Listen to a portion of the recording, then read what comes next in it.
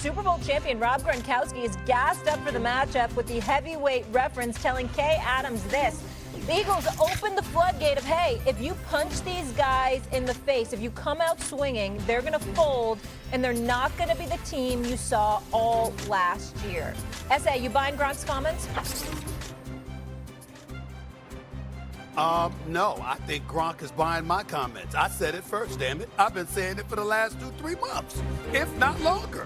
What has happened? I said that the Eagles, they got Kansas City punch drunk. I walked into the season believing that the aura of invincibility, per se, that Patrick Mahomes and Andy Reid and the Kansas City Chiefs had attached to them had drastically diminished, because it's not about losing, because anybody could lose. It's how you went down. And I used a boxing analogy, which is appropriate because I'm here in Vegas for arguably the biggest fight of this decade between Canelo Alvarez and Terrence Crawford. What did I say? RC, DO. Anybody could get clipped. Anybody could get caught. We understand that. But when you get your ass kicked, that's an entirely different thing altogether. And the Kansas City Chiefs got bum rushed. It was so bad for the Chiefs, the cameras didn't even show Taylor Swift. They said, we don't want to do that to her. We don't want to do that to the Swifties. This is how bad it was. I mean, they got stomped. And when that happens, and you are a team, you're an NFL team, and you're watching the Eagles not blitz one time in the Super Bowl, sending 4, dropping 7 back into coverage. You're talking about, what is it, 9 plays, and you can't do anything. 12 of your first 13 offensive possessions was 5 plays or less. Complete, utter domination, spotted them 34 points before you scored a point. They got robbed. And if you're an NFL opponent and you see that, you're like, wait a minute. We respect Kansas City. We know what they bring to the table. But damn, we ain't see them get humbled like this. Yes, they can be had. And I do think that aura of invincibility has been touched quite significantly. I want to apologize for not giving him credit for that. We should have never shared Gronk's comments. That was messed Gronk, up. Next time, quote your source. Seriously. And I'm going to say this. You don't give it to me, I'm going to take it. I'm going to say this, Stephen A., because I know you don't drink. You must be punch drunk, too, out there in Vegas. Because I'm going to say this. There is no champion that hasn't gotten up off the mat. There is no champion that's had to pull himself off the ropes. There is no champion that's had to be coached in his corner how to fight back and win the next round after losing one.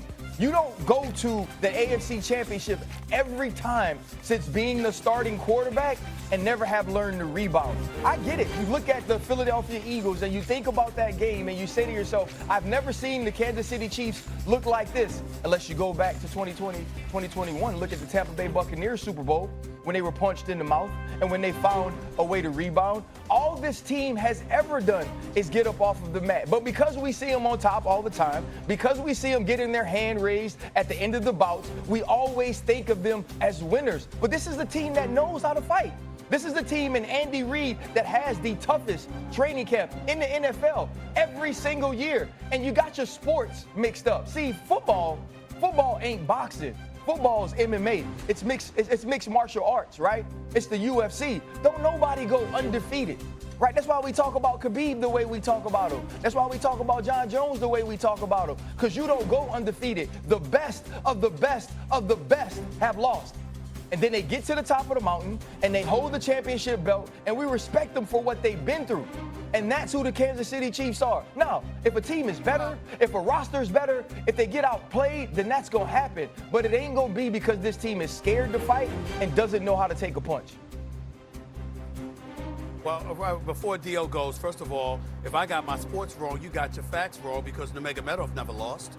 John Bones Jones didn't lose in the UFC. That's so why the fact of the matter, I mean, they in the UFC. Stephen A. That's what I'm saying. I'm just using your analogy. That's what That was the point. The point I made was that's why we hold both of them in such high regard, because they never lost in the UFC. Okay. All right. No problem. What I'm saying to you is this: in the end, when it comes down to, I got it. What I'm saying to you is this, and I'll pass it to D.O. This is RC talking, D.O. Think about this for a second. You trying to tell me, this is the part that gets tricky.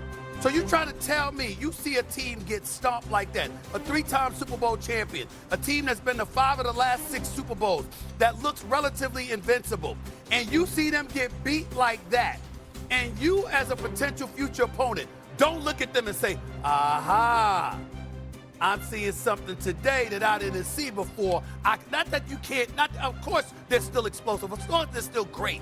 I'm not saying that. I'm talking about the fear factor that they may have instilled in you may have been compromised to some degree. A champion like Gronk pointed that out, and I agree with him. I don't question the Chiefs' toughness. I question their ability to be explosive on offense. Yeah. I think there's real football questions about where their offense is right now, because if you go back to last season, their inability to be explosive with the football down the field, and when they do not hit it, that's more concerning to me than getting punched in the mouth. And so that's going to be the thing that would keep them away from the Super Bowl once again. It's not the physical, it's not the toughness. This defense got Chris Jones on it, man.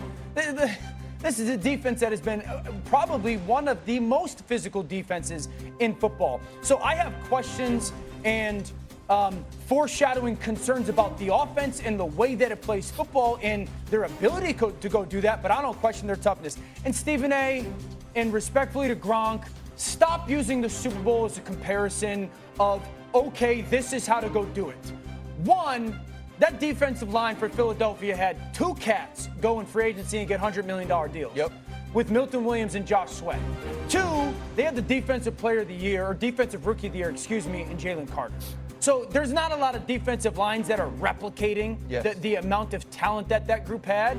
Maybe Denver this year, maybe when it comes to that. So it's not like every defense that the Chiefs are going to play against has the horsepower when it comes to the Eagles. The Eagles were going to whoop up on a lot of offensive lines in that Super Bowl, okay? So I don't agree with the punch him in the face and they don't know how to respond thing, but I will say that this offense has question marks that if it does not get fixed and get better, the Super Bowl is not a conversation. I think that's the conversation to be had, right? Correct. Whether Tyquan Thornton, who I saw in game one, seemed to be the deep ball guy, especially once Xavier Worthy was injured, can he make some big plays for you? Can Hollywood Brown, who has the big fourth down catch, Worthy get healthy? Can he start to push right? What does Rashee Rice look like when he comes back? Those are the questions that we should be asking about the Chiefs. And this is the other question I have about them, Dano and Stephen A.